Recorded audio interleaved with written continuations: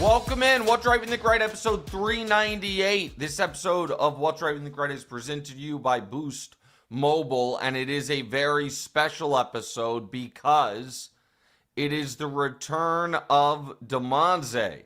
Damonza, fresh off an undefeated teaser streak, and maybe slightly more notably, the birth of his first child. Beautiful Mila, who I got to spend the weekend with. Damonza, how are you feeling? We will get into more of this later, but a quick preview. How is everything? Everything's great. Feeling pretty motivated, energetic in spurts. But yeah, overall pretty freaking good. It was good seeing the family last week. Yeah, in the office yesterday. Mm-hmm. It was really nice. Okay, good. It was really nice. So we had a wonderful time with you and Maddie and Mila, and I got back. We flew overnight from LAX for the second straight year. I made the decision to book a flight at night the Sunday after Thanksgiving out of LAX, which for the second straight year I was reminded the final mile of that drive is an hour and 15 minutes. They hit you guys like that again. I didn't know. I didn't know you guys got stuck. But we had left ourselves plenty of time, despite the football game going to overtime. We had plenty of time, so we were fine. So here's what I would like from the audience today. We always would like if you would subscribe to the show on YouTube, on iTunes, on Spotify, all of that. If you want to throw us a like or a rating, that's great as well. But special for today, have the questions be for the end of the show for Damonza about being new dad, questions, advice, comments, whatever that is, whatever you guys want. So we will do that at the end of the show. I thought about leading the show with it because a couple weeks ago, after the Chiefs suffered that devastating loss to Denver, I didn't lead the show with the Chiefs any day that week. I talked the NBA. I talked other things.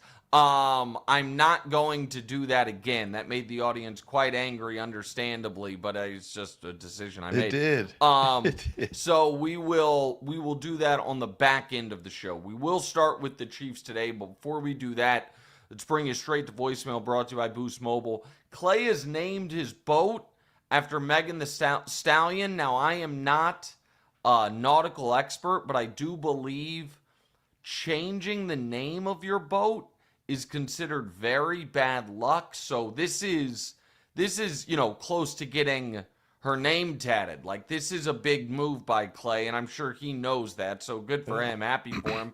We got to watch Clay play Friday night in LA. Aaron Rodgers turns 42 and looks like it, and Damonza had to finally pay off his bet from the Chiefs-Ravens games. Oh, those halcyon days when the Chiefs got their season on the right track by dog-walking your Ravens. How I didn't know things were going to turn a few months later. All right, Damonza, let's get to it. The Chiefs are 6-6. Chiefs are a rough spot. You've always said with the combination of Andy Reid and Patrick Mahomes that they've always had a shot. But now your Chiefs are 6-6 in 2 games out of the wild card, not 2 games out of the Arrowhead Invitational, the wild card. They have none of the key tiebreakers with the head-to-head teams. How worried are you at the state the Chiefs are in right now? Well, listen, I mean, you've got to be really concerned. The only way they guarantee themselves a spot in the playoffs is by winning out. And listen, some folks it is not a mathematical certainty that winning out gets them in, but winning out gets them in.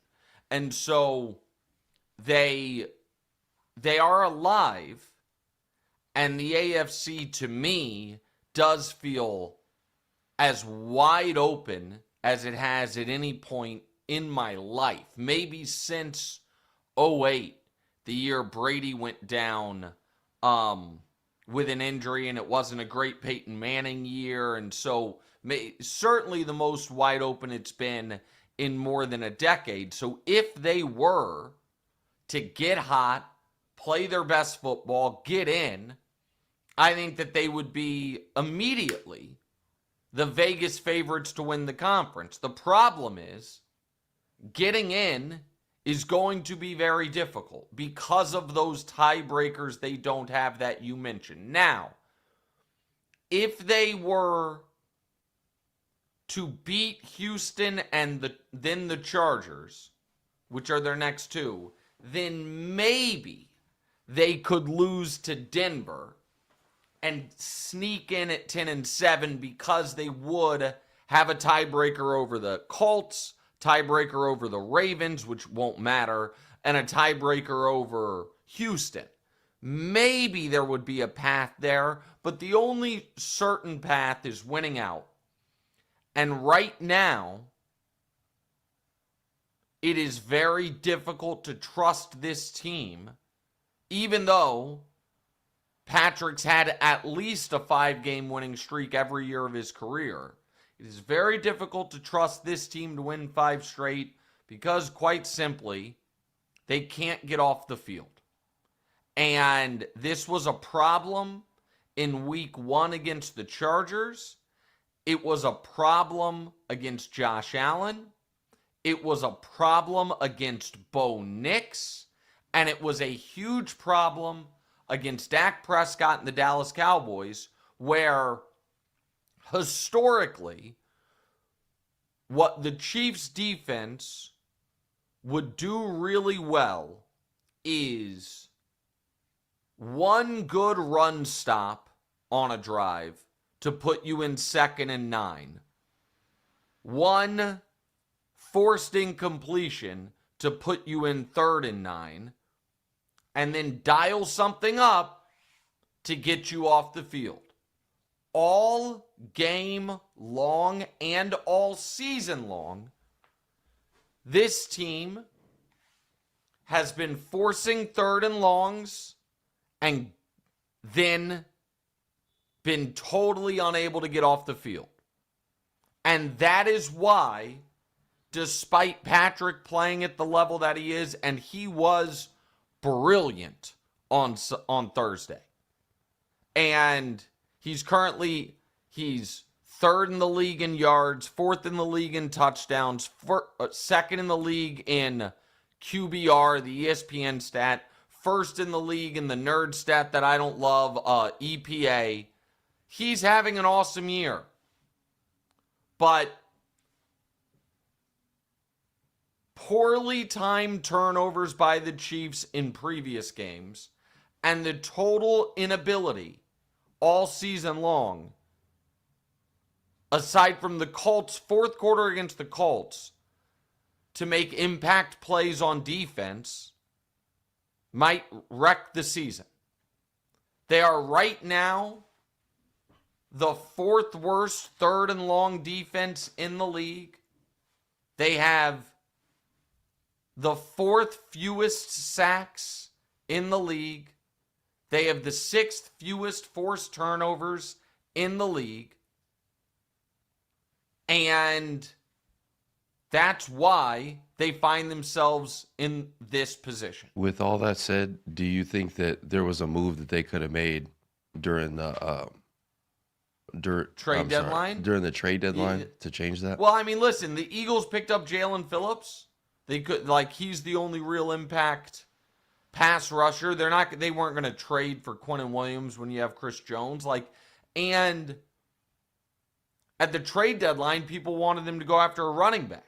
And by the way, they almost did trade for Breece Hall. But they need more listen, they paid George Karlaftis this offseason.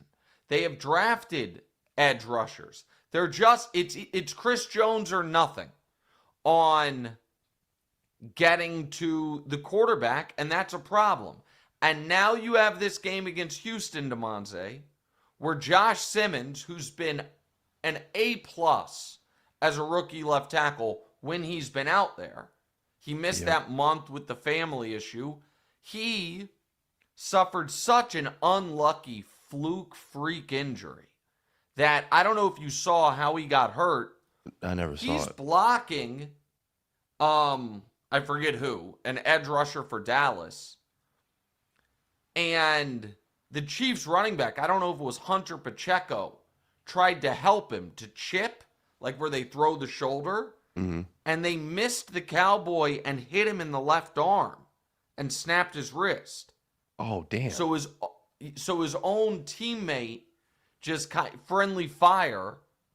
And so what is that? Listen, is that 2-3 weeks for a fracture like that? No, I think he's out I think he might be out the rest of the year. But he's certainly out this weekend. Yeah. And they play, in my opinion, the best pass rush in the NFL this weekend in Houston. Jawan Taylor, we'll see if he plays. If he's just out, then they should be able to at least make do. Because then you have Jalen Moore, who you signed this offseason. If he and Jawan Taylor are out, and you have to play Wanya Morris, who they have tried and tried and tried to make a legitimate NFL tackle and just hasn't worked, then you're in real, real trouble. And so it's very precarious. It's the most precarious it's ever been in Kansas City. There's no getting around that. Now, with that said, I know myself, and I don't think it will be unreasonable or irrational that if they win Sunday, and I'm telling you right now, with that offensive line situation, Chiefs minus 3.5 are not going to be one of my picks this week. If they win Sunday, then I will feel like, all right, beat the Chargers next week, and you're going to go to another Super Bowl. That's how I'll feel. I feel like they're a win away from being a win away, if that makes sense. Yeah, that makes sense. And so I have not, my hope, I have not given up hope or given up belief, but my confidence has been shaken because it should be. Because they had to have the Broncos game and they lost. They then really had to have the Colts game, and it took everything. Furious fourth quarter, the biggest fourth quarter comeback of Mahomes' career to win that one. And then they had the opportunity against Dallas. And that's, again, I'm not going to bang on the defense too much, but 3 times this year, Damonza, the Chiefs have trailed in the fourth quarter. Mahomes has led a fourth quarter comeback to take the lead, and then they lost the game anyway. 3 times. Via Scott Kazmar, for context, the third blown fourth quarter comeback for Tom Brady in his career came in year 15. Year 15. It's happened 3 times this season. So the margins are that thin. And if there is one game or one moment that to me just stands out as if they don't go on this run and if they miss the playoffs by a game that I'm going to look back to, it will be up 14-0 against the Jags, dominating that game. Trevor throws a lollipop up in the air. 2 Chiefs have a chance to pick it and basically end the game in the first quarter. They bump into each other and it falls to the ground. They kind of laughed and they're dominating the game. And then that led to a Jags touchdown. A couple hours later, Mahomes throws the 100-yard pick 6. A little bit after that, after the Chiefs take a late lead, Trevor falls down. Chris Jones doesn't see it. He runs it in. That's the difference right now between the Chiefs being 6-6 and having none of the tiebreakers, and the Chiefs being 7-5 and having a few of the tiebreakers. So that's how thin the margins are. You were saying like they're they're 2 games away. Even if you're saying they could also make the Super Bowl. If they do make the Super Bowl, are you still like scared of those defensive problems with getting off the field? Oh, I'm scared. I'll be scared of. Listen. I don't think those are going to go away. What I do think is they are better than a 6-6 record, and the AFC is wide open. And if, like, again, I have to. So you're expecting some teams to slip. I'm expecting a couple things. One is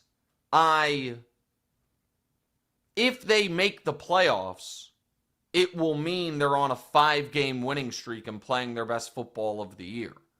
So I will then, of course, believe that they can get through this version of the AFC. And then to answer your hypothetical, if they were to then make the Super Bowl, they'd be on an 8-game winning streak. Yeah. And I, of course, would feel like those things are solved. It's also, and this isn't excuses, this is just reality, it's an unlucky year to potentially be a 10-win team. Since they expanded the playoffs in 2020, so we have 5 years of it, 0 11-win teams have ever missed the playoffs. Only 2 in 5 years, 10-win teams have missed the playoffs. And 8 teams, and this isn't by winning a bad division, this is wild card teams. 8 teams with 8 or 9 wins have gotten a playoff spot. So if it were just but this year it's not that. This year the AFC is wide open, but there's not really a middle class. It's teams that are going to win 9, 10, 11, and then teams that are awful with really is not a glut of 7 or 8 win teams, it doesn't look like. And that's going to make getting into the tournament really hard. With that said, all of this is predicated on, obviously, the Chiefs winning this weekend. So if they win this weekend, they have the same record as Houston with the tiebreaker, right? So that moves them ahead of Houston. They still would need to jump 2 more teams. Well, they play the Chargers, who they're 2 behind, but the Chargers' schedule is the hardest in football by a mile. Eagles, Chiefs, Cowboys, Texans, Broncos. And Justin Herbert has a broken left hand. So, again, if you're assuming Chiefs can win the next 2, that puts them in really good position versus the Chargers and the Texans. And then you just need one of... that would do it. Wouldn't it? That would do it. Because the Steelers and Ravens take care of themselves. So that would do it. Now, with all that said, I actually think the team most likely to full-on fall apart is the Colts. I think the Colts are mid-fall apart already. And, Damonza, if they lose to the Jaguars this weekend, they might not win again. They've already lost 3 of their last 4. Their one win was in overtime against Atlanta. And their final 5 are at Jacksonville, at Seattle, home for the Niners, home for the Jags, at Houston. And Sauce Gardner's going to be out. So, the Colts, Daniel Jones has a fracture in his leg. Sauce is out. Jonathan Taylor is slowed down. So, the team ahead of the Chiefs most likely, in my opinion, to just fall off is Indy. Okay. And so that's the path for the Chiefs to make it at 10-7 is Indy falls apart and the Chargers fall apart. And then the Jags, Texans, one team from the AFC North, Bills, Patriots, Broncos, Chiefs get it. So like that would be the route. That's the path, but the only way to be sure they get in is win all 5. And they have not yet looked like a team that's ready to go on a 5-game winning streak. It's the reality situation. Today's show is brought to you by our new presenting sponsor, Hard Rock Bet. Big news, Hard Rock Bet is now live in Michigan. Sign up today and place your first $5 sports bet. If it wins, you get $150 in bonus bets on top of your winnings. And if you're more into casino games, new customers can get up to $1,000 back in casino bonus if you're not up money after your first 24 hours playing slots. Win money or get a casino bonus back. Plus, you get $200 in bonus spins, winnings paid in cash. Not sure what to place your first bet on? Head over the Hard Rock Bet Stats Hub, and it'll help you out. It's loaded with trends, streaks, and stats to help guide your picks. Numbers don't lie, and neither does the data in there. Check out the Stats Hub now. Get the edge and bet with confidence. Plus, Hard Rock Bet offers new promos daily. Plus, big legendary rewards drop every Thursday, like gifts under the tree. So whenever you're listening, just open the app, check out what they've got waiting for you. Download the Hard Rock Bet app and make your first deposit. All right, Damonza, let's move on to the winner of Chiefs-Cowboys. Beat the Chiefs. They're 6-5-1, and Dak has said that he's not sure he's ever been more confident in a team going into December. But the athletic playoff predictor only gives them 24% chance to make the playoffs, but they have a softish end of their schedule. How are you feeling about the Cowboys right now? So, I think, I'm not trying to hedge here, but this is what I truly believe. I believe that they right now are one of the best teams in the league because that offense has been great. Yeah. And the defense has been fine. I don't think defense has been great, but it's been fine. And with a great offense, you just need a fine defense, which since the addition of Quinnen Williams and getting some other guys back healthy, they've had. I also think it's not going to matter. So, like, I would not want to play Dallas, but I don't think they're going to be able to catch the teams in front of them. Okay. So, here's the Cowboys have a math problem. And the math problem for Dallas is who is going to collapse in the NFC. Now, Dallas also, like Kansas City, if they win out, they are likely to make it, but not guaranteed to make it, but likely to make it. If they win out, well, hold on. Let me say that again. So the Cowboys are 6-5-1. So if they win out, they would get in over all of the 11-win teams because they'd be 11-5-1. So no, if they win out, they're also in. I mean, to use your athletic playoff predictor, they don't give them 100% or greater than 99%. But they would be in.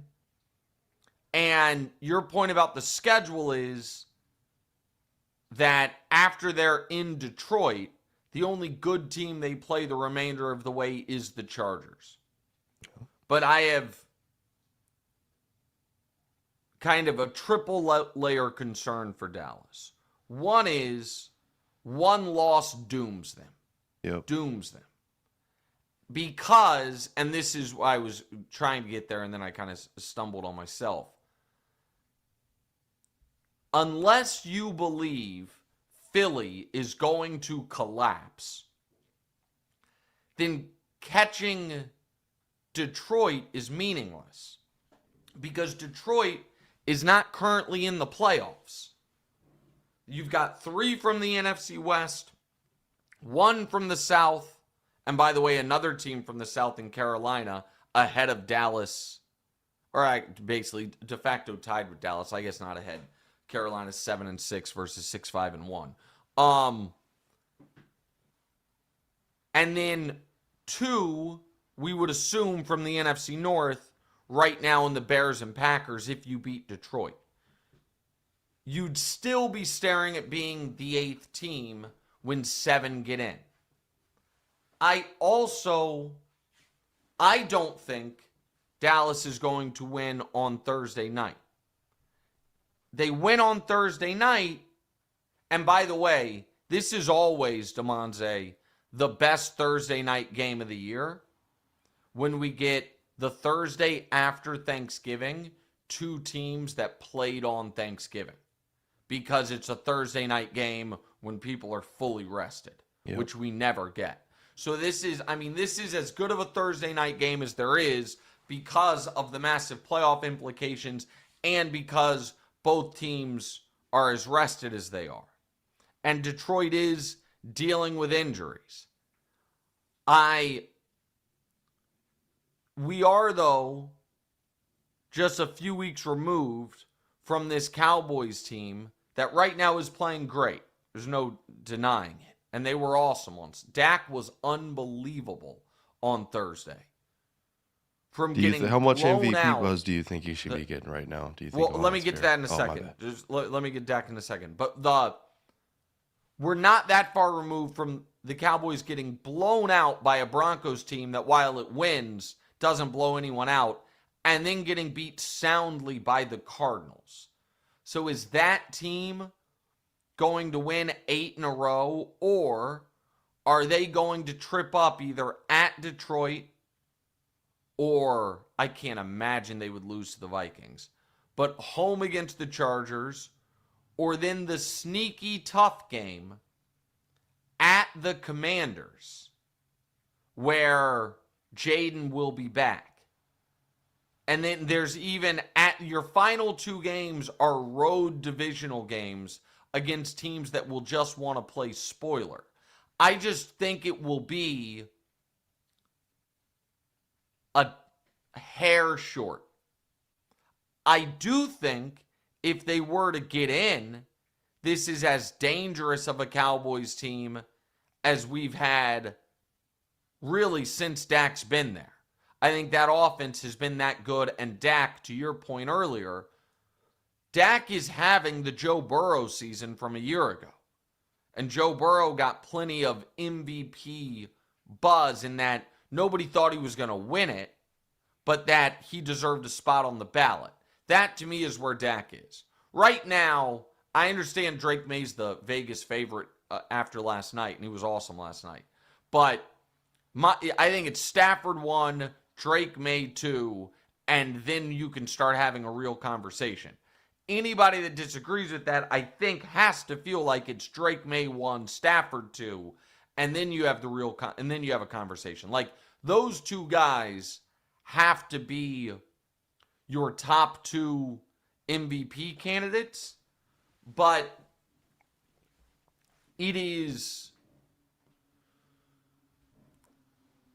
I wouldn't want to see the Cowboys on my schedule. I don't think they're going to run the table, which is what they have to do. And now, I guess there is the hope for them. There's two paths other than running the table. One of them is a full-on Philadelphia collapse, a la 2023, and we'll get to the Eagles shortly. The other one is, do the Bears fall apart? I don't see that happening, but the Bears do have a tough remainder of they have 2 games against the Packers, a game against the Niners, a game against the Lions, and a game against the Browns. Like, do the Bears go 2 and... No, because 2 and 3 2 and 3 would still get the Bears to 11. So the Cowboys would still have to win out to jump them. So, I mean, are the Bears going to go 1 and 4? I don't think so. So, again, it just becomes very difficult for Dallas barring winning out. Do we think the Niners, to me, have earned the benefit of the doubt? And again, the Niners already have 9 wins. They have a Titans game as their next one. So they have 10 wins. So then Colts, Bears, Seahawks for the Niners. Are they going to find a way to win at least one of those? If so, they're at 11. There's going to be a bunch of 11-win teams. And just keep in mind, the Cowboys can only get to 11 by winning out. Seattle still has at the Falcons, home for the Colts, at the Panthers. Is Seattle only going to win 1? I don't think so. And I think Seattle's really good. So it just becomes, the Packers are playing their best football of the year right now. The Packers still have a game left against the Vikings. Packers, tough schedule. 2 against the Bears, Broncos, Ravens. So I guess if you're Dallas, what you really hope happens is the Bears or the Packers sweep the other one. Like, that would be really good for you if one of those teams can. But if they split, you're just so up against it. And then there's Philly, that you have 5.5 losses, they have 4.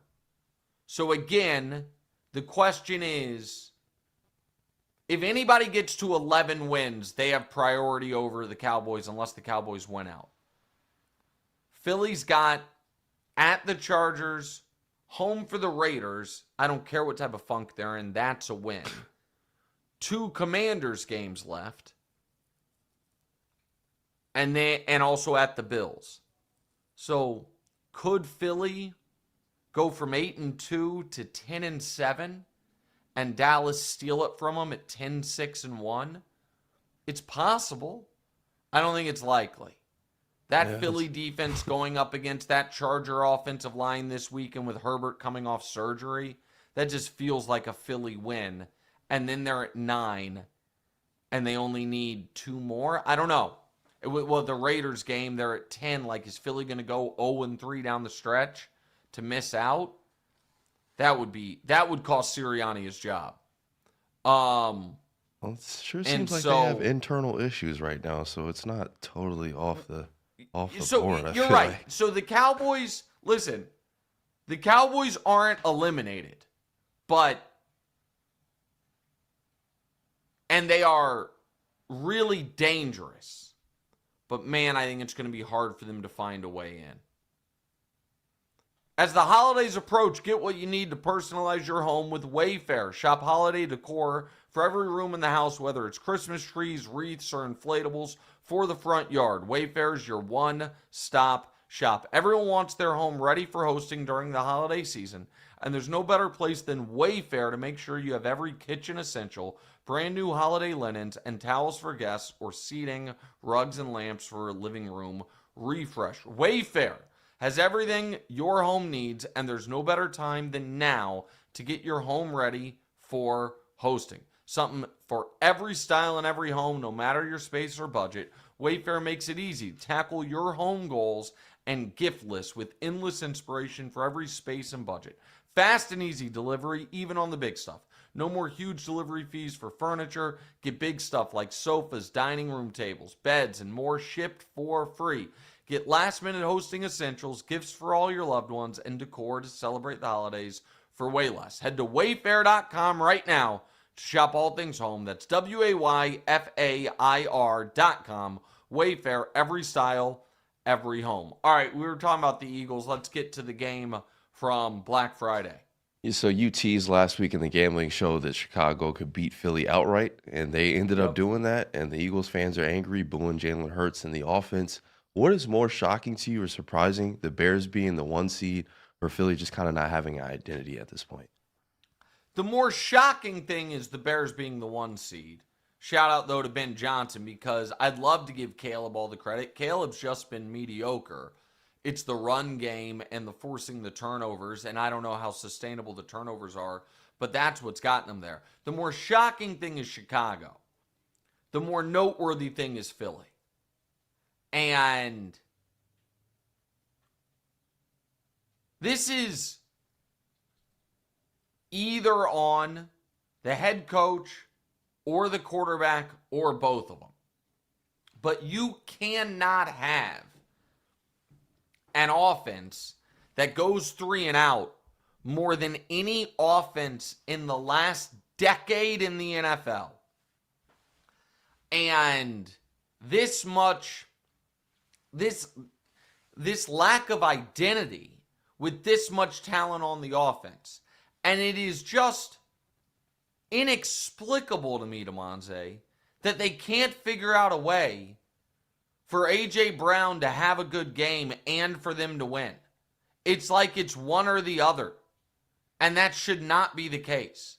It's like they can win if he is an afterthought, or he can have these monster games and they lose. Right. I don't understand why that is.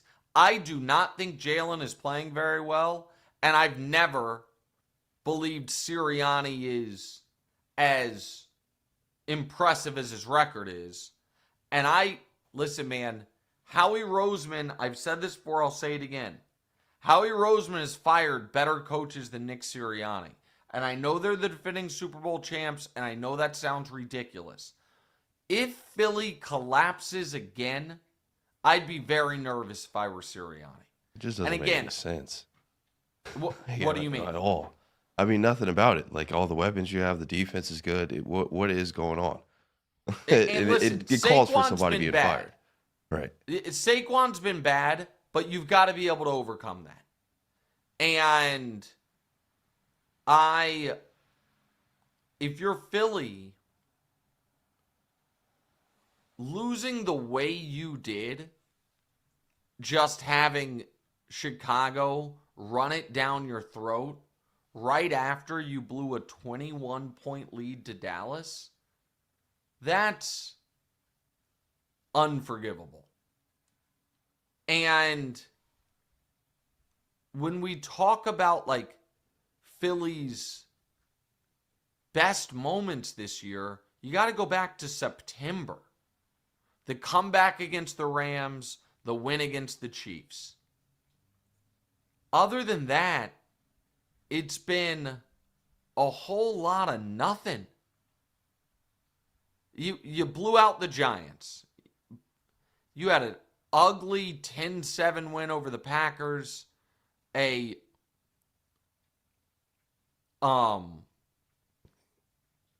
uglier win over the Lions. 16-9. You just haven't looked, and you haven't been dealing with devastating injuries. So I don't know what to tell you on this one if you're an Eagles fan, other than Eagles fans, we are united. Grand opening, grand closing, one night only, next Monday night. If I ever needed a team to snap out of a funk, it's the Eagles on Monday at the Chargers. Do me a solid. Give the Chargers their 5th loss so the Chiefs can play them a week later, give them their 6th loss, and be right back in the mix. Like, it's going to be a really weird feeling rooting for the Eagles, but that's what I'm going to be doing. But it's real. It is really unforgivable for a team. It's the most expensive offense in the history of professional football, and they just look directionless. And we can blame Kevin Patullo, the offensive coordinator, but either Hurts or Sirianni have to figure out how to fix it. They are it's the highest paid player. It's the head coach. You got to figure it out. All right, let's talk a little college football if we can. Yeah, so big story in college football. Lane Kiffin's now going to LSU.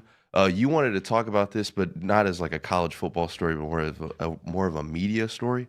So the floor is Yeah. yours. So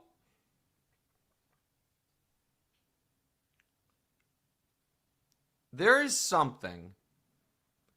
Here's a little parental, to tie in Damonza being a new parent. Here's something. You don't have to worry about this for a very long time, Damonza, but I take this with you as some parental wisdom, okay? Okay. Because this, to me, has applied mostly, particularly with my daughters, more so with you than with you. And Okay. really the most with Deanna, our youngest. Which is, you give them options, both of which are things they want. It's not like, to be cliche, eat your vegetables or clean your room. It's two things that they would want to do independently. Like, oh, you can go to the mall with mommy or you can go hang out with Nana. It's your choice. And then they seem, no matter what they choose, to instead of be excited about what they're going to get to do, sad about the thing they're not doing. And one of the things that I've said to your little sister a bunch is, I don't want to be harsh, but you're not allowed to be sad about the choice if you're the one that's making the choice. Like, you have two options. They're both good options. Whichever, no matter how much wistfulness you might feel about not being able to do the other, you must feel like you're going to get more joy from doing the one you're choosing. That's why you're choosing it. Okay? So like when you have two really good options in front of you and you are the one who's making the choice, sadness should not be associated with it. Because if it really is making you that sad, then pick the other one. Like, you're making the choice. That is a lesson that more adults, most notably in this case, Lane Kiffin, and some of his apologists in the media, never learned. Lane Kiffin had two great options. Stay at Ole Miss, coach this team through the college football playoff, get a sick raise, get an even better contract, and be a legend in Oxford, or leave Ole Miss, go to rival LSU, get an even sicker contract for a more prestigious program, and have an opportunity to create a historic legacy while knowing that will mean abandoning your team on the precipice of the biggest games it's played in program history. Please do not cry these alligator tears about how sad you are or how tough this was. You chose to leave. That is your prerogative. You are absolutely allowed to do that. But if it's that devastating of a choice, then you should have chose to stay. And you had to know there was a very realistic, overwhelmingly likely possibility that if you chose to leave, they were not going to let you coach the playoff. You chose it anyway. Again, the ridiculous, lawless college football world allows these things to happen in a way they could never happen in pro sports. You could never, if last year, before the AFC playoffs started, the Bills couldn't have said, hey, Andy Reid, we'll give you $30 million a year to leave Kansas City and come to us immediately. Even if Andy wanted to, they're not allowed to because there's a governing body in place. That doesn't exist in college football, so this is allowed to happen. And Kiffin made his choice. So be it. Salute, good luck. I think it screws over the players a bit, but even though they're young people, they kind of know the business they're in college football. It's the Wild West, fine. So that's my take on Kiffin. My take on the commentary surrounding it is, listen, I'm not into everybody's like, Jimmy Sexton, has all these coaches, he's the agent. That actually is true. But then there's a lot of, and Jimmy Sexton works for CAA, and CAA represents these media personalities, and so they're conflicted out. Listen, I used to be repped by CAA. That bag, Damonza, that you carried some of your electronics in is a CAA sports bag. I'm no longer repped by CAA. People throw a lot of I don't think people totally understand how the agent stuff works. People seem to think folks in the media work for their agents when we are the ones who pay the agents. The agents work for us. So I'm not going to get into the agent part of it because I think that is a red herring. Here's what's not a red herring. The amount of otherwise smart people blaming a grown-up's decision on an inanimate object. This object is the calendar. Oh, it's the calendar's fault. The college football calendar. It just fucked everybody here. That's the issue. You can't blame, of course, Lane's just going to take the best job, and is the college football calendar a mess? Sure. Does that mean we remove agency from choices adults make? Again, this is not a perfect example, but I've talked, somewhat about how one of my career, I don't even want to call it bucket list, but things I'd really like to do, but doubt I'll ever be able to do it, is be a part of an Olympics broadcast, right? So the Winter Olympics are around the corner. And I have a real contract, not these weird college football contracts, so I couldn't even do this, but just stick with me for a moment. Let's say the Chiefs do go on a sick run and make the playoffs. And then let's say we're staring at a divisional round of Chiefs-Ravens and then potentially a conference championship round of Chiefs-Patriots. The first things first bonanza. And in the week of that divisional round, NBC calls me up and they're like, Nick, we want you to come to Milan. We want you to come be a part of our Winter Olympics broadcast. But obviously, you'd have to be done with first things first immediately. If I said yes to that, and then Wilds and Brew were understandably upset, well, then people were like, well, you can't blame Nick. It's this stupid calendar.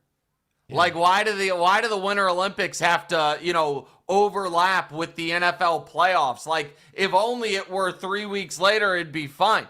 No, yes, it would.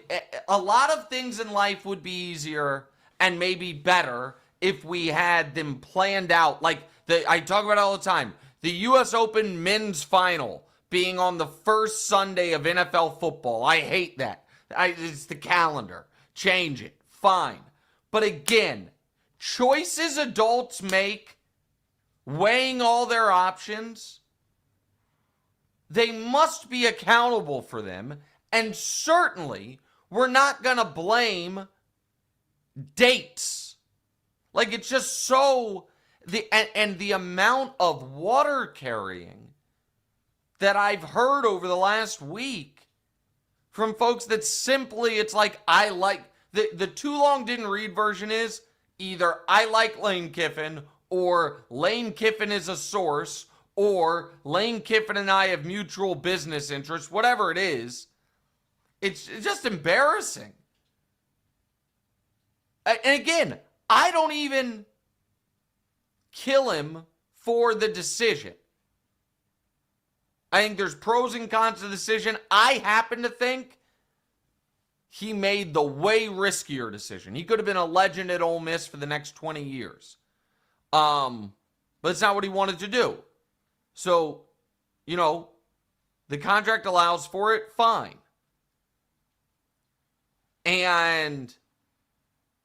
But it's almost like Myles Garrett with the contract that he accepted. And like he was yes. like, I'm tired of losing. And then he got the money and he stayed. Yes. and then, by the way, no problem with it. Yeah. But I'm not going to feel badly afterwards. And so I don't know, man. There's a level of shamelessness in some of the coverage of these things that I find just not acknowledging the fact that he made his decision. He left. He just made a decision. It screws over the Ole Miss kids a bit. He knew it. He was okay with it. We don't need to pretend it was deeper than Lane Kiffin did what he thought was the best for Lane Kiffin and was able to he would have been more sad about missing out on the opportunity to coach LSU than he is sad about leaving the kids at Ole Miss and missing out on the opportunity to coach in the college football playoff. It's as simple as that. All right, let's go to the NBA quick. All of the gold standard Western Conference teams besides OKC played last night, and they lost. What's happened in the NBA since we've last? So, the Lakers also Bron. I told you guys, Bron's double-digit streak is going to be on life support all year. Last night, down 20 in the fourth, he's sitting on 7. He's sitting on 7 points. Hits a 3 and then checks out. But the Lakers have been playing really well. They looked awesome in the game we were at. And for Lakers, Rockets, Nuggets, all of whom lost last night, there is one goal for this regular season. Don't be the 4 seed.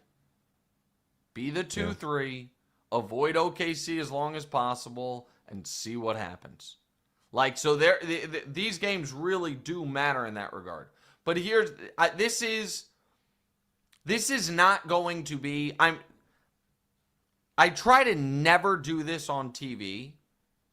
Something that I think is not great TV content, but I know will do well on the internet because I think it is selfish because the TV show, like Fox is paying me for it, Wilds and Brew we're all partners. I have a little more leeway on that here because I own it. Damonza and I are partners. He's if it goes viral or whatever, it's good for both of us in that regard. So I'm telling you right now, just to the people watching on YouTube or listening, I am doing this for Instagram. Okay? I'm just letting you guys know, or for Twitter or whatever. Giannis had a press conference a few days ago where he said that he thinks they might be sitting there in 4 or 5 years, and he is the NBA's all-time leading scorer. And I love Giannis. Everybody loves Giannis. And I'm not here to kill Giannis for that. Because he either was joking or was confused. But it does give me an opportunity to remind the audience just of how many what points that LeBron would has scored. actually take. Yeah, what that would actually take. Because, again, it's a regular season record, so LeBron doesn't even, of course, get credit for being the all-time playoff leading scorer by a mile. But it should be noted that Giannis is literally, Damonza, not halfway there. Okay? He just got to 21,000. LeBron is at 42,000 and change.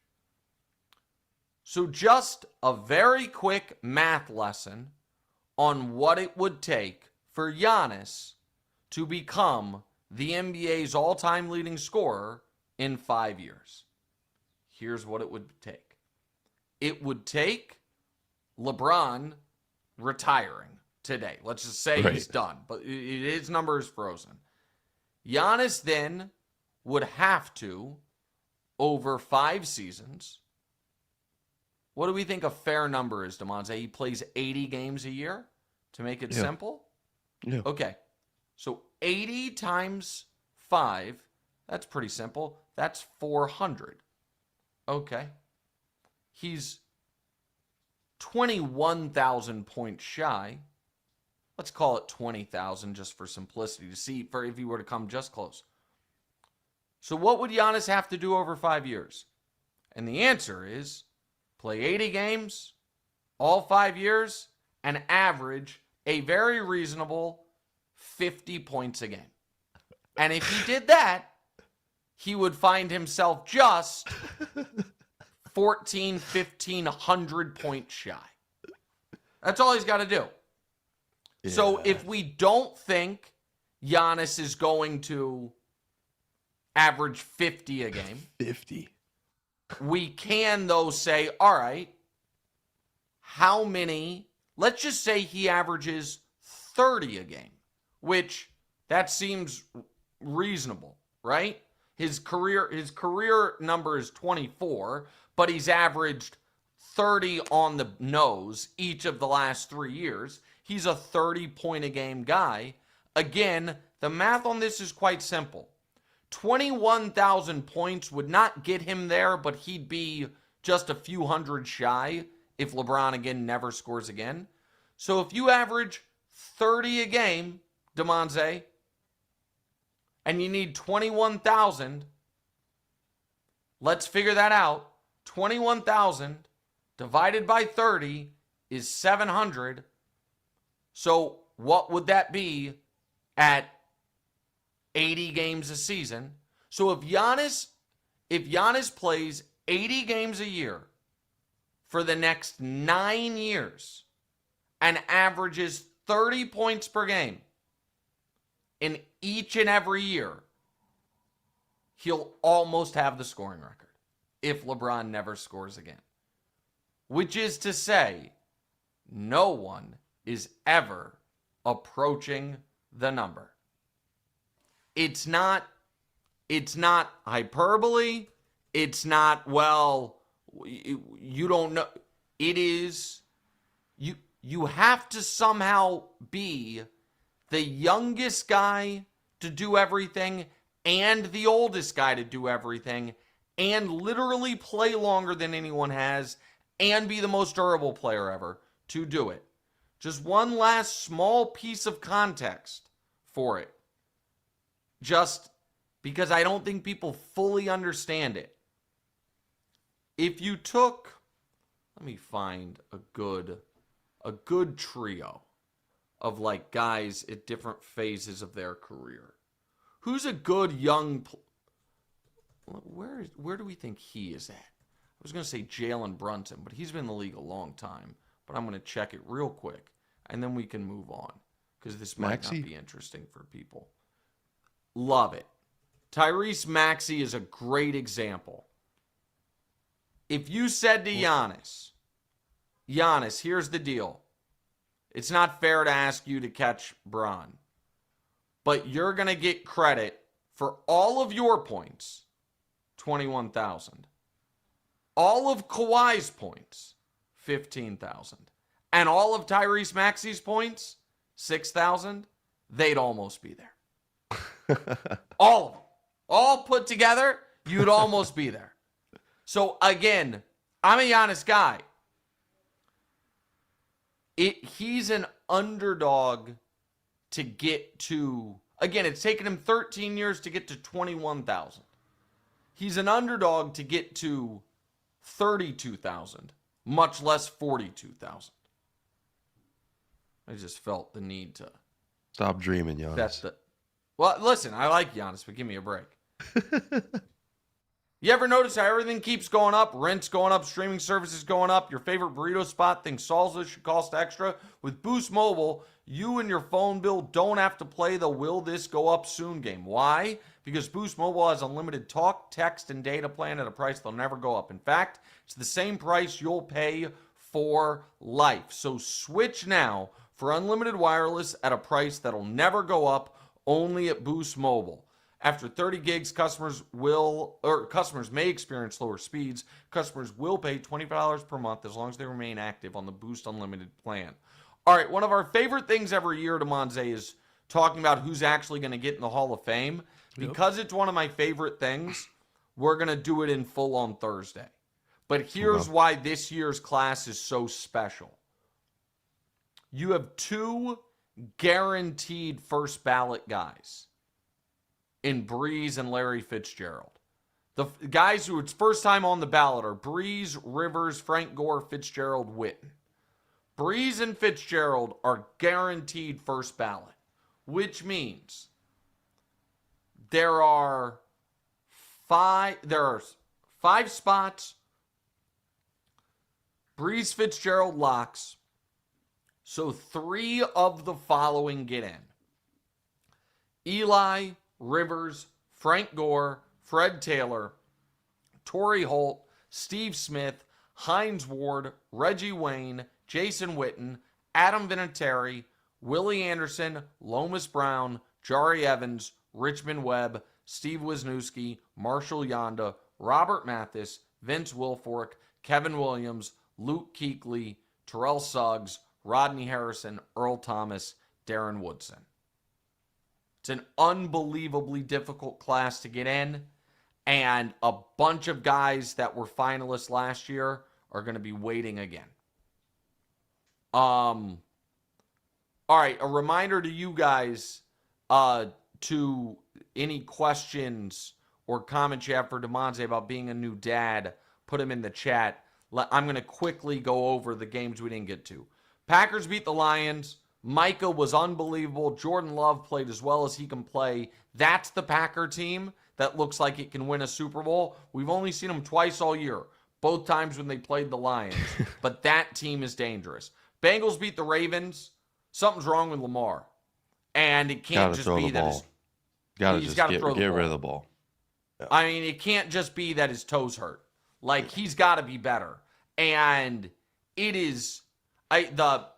The Ravens are 6-6, but in such a different 6-6 position than the Chiefs because of that division.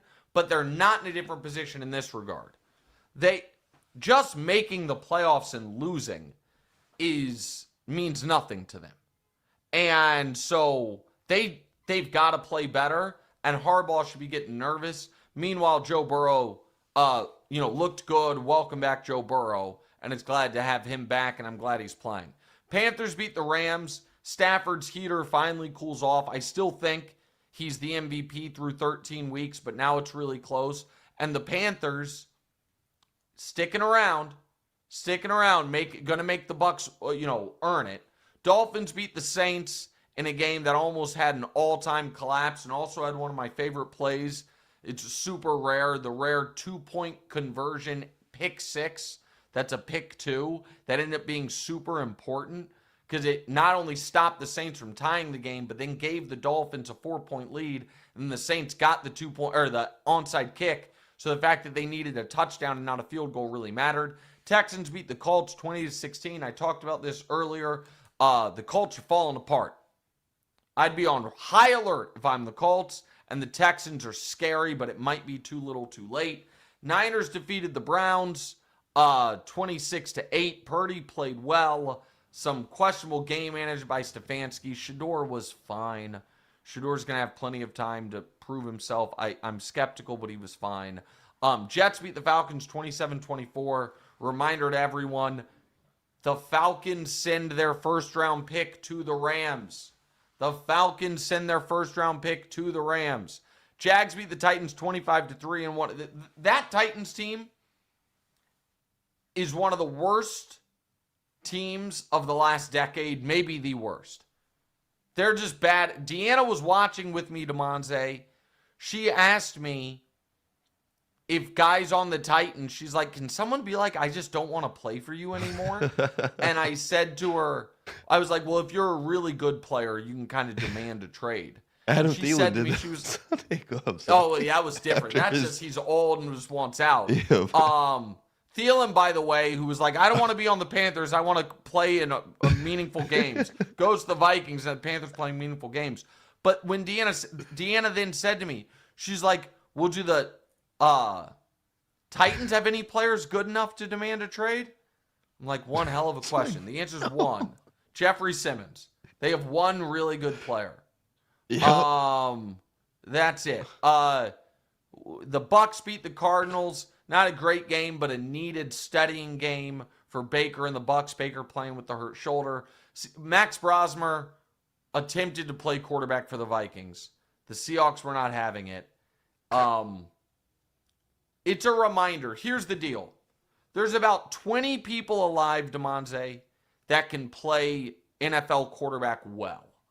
There's about another 40 to 50 that you can put out there and make do. Every other human being walking the planet, you put them out there, it's just going to be a cartoon show the whole game. There's not 75 people alive that can play quarterback in the NFL and not have it look So like that. Brosmer's a civilian, is what you're saying. He's yes. At this moment, he's a civilian.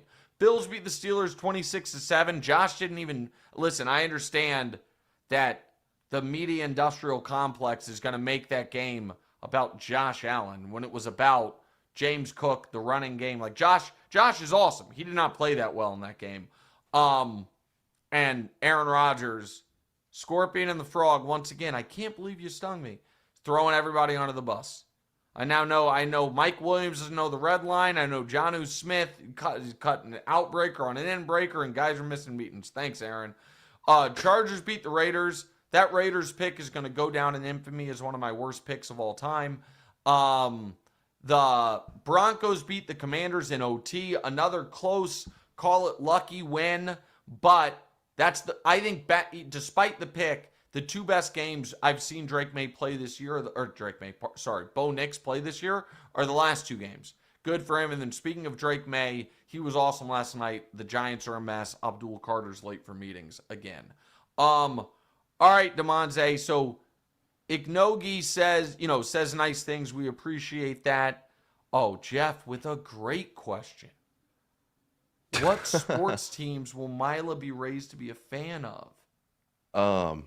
Well, it would appear that Maddie's family seems to be more Browns fans, but obviously I'm a Ravens fan. The Chiefs, I think, are pretty big in the family. I think maybe I'll put her in a Ravens onesie, see what she takes to. See how it works. But yeah, 100%. You can't foist the Browns on her. Yeah, no, She can't be 10 years old and be like, wait a minute. I had an opportunity between the Chiefs and the Browns. I live in LA, and you picked the Browns. At least the Ravens, there's something there. Makes a little bit of sense. Mark says, what's your favorite part about being a new parent? I think looking into her eyes, honestly, and just being responsible for some other thing. Other human, I guess I should say. I've just always had snakes. We ramped it up a little bit with the baby. It's honestly the most surreal thing is looking into her eyes. I think that's my favorite part.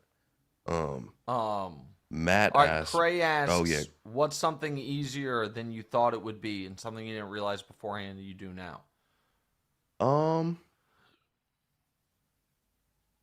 Easier? I think sleeping in bed with her. I thought that was gonna be super complicated, but that's actually really easy, and we prefer it.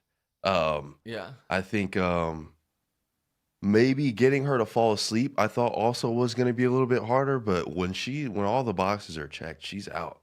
You know, diaper change, full, she cold. When all those boxes are checked, as long as she's not like super gassy or nothing, it's pretty easy to soothe her. And I've found a couple of hacks that work pretty well with getting her to go to sleep a little bit faster.